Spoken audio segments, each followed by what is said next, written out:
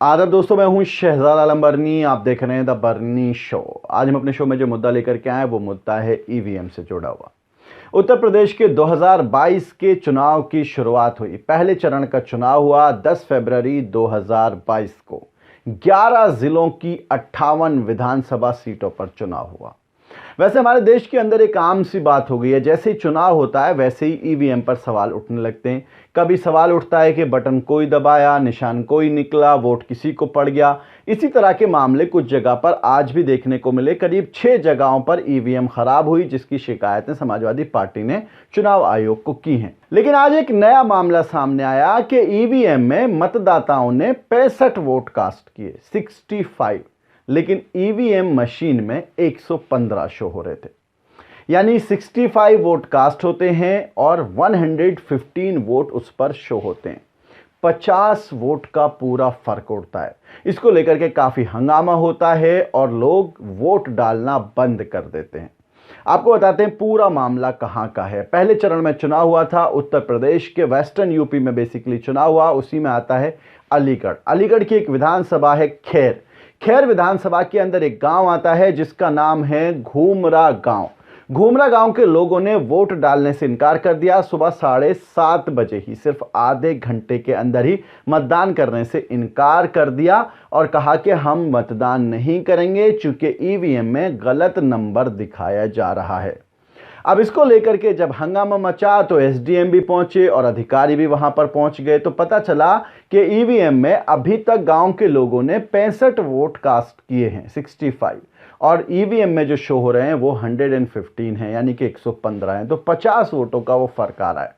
लेकिन ज़रूरी नहीं है कि हर चीज़ को आप बेईमानी ही मानें, कभी कभी गलतियां भी हो जाती हैं। और इसी पर जो एसडीएम कोल हैं, जिनका नाम एसडीएम खैर हैं, जिनका नाम है केबी सिंह, उन्होंने कहा है, जो बाकायदा इसको लेकर के पूरा बयान दिया है। उनका कहना है कि हमें घूमरा गांव के लोगों से शिकायत मिली थी। पीठासीन अधिकारी से एक चूक हो गई है। वो कह रहे हैं कि उन्होंने वोट डिलीट कर दिए थे लेकिन मशीन में डिलीट नहीं हुए। हमने इसे रिकॉर्ड पर लिया है। मतगणना वाले दिन पर्ची के आधार पर ट्रायल के दौरान डाले गए वोटों को रद्द कर दिया जाएगा। यानी जो 50 वोटों का जो अंतर आ रहा है वो अंतर है ट्रायल के वोटों का। ट्रायल वोट क्या होते हैं? जब भी किसी भी बूथ पर कोई भी ईवीएम लगाई जाती है तो मतदान शुरू होने से पहले 50 वोट ईवीएम में डाल करके देखे जाते हैं। यानी कि 50 मत डाले जाते हैं कि ये चेक किया जाता है कि ईवीएम सही से काम कर रही है या नहीं कर रही है। अगर नहीं कर रही है तो उसे बदला जाता है और अगर सही काम कर रही है तो उसे रखा जाता है। ऐसे में जब ट्रायल पूरा हो जाता है तो मतदान शुरू होने से पहले उन वोटों को डिलीट करना होता है और डिलीट करने के बाद फिर फ्रेश काउंटिंग शुरू होती है।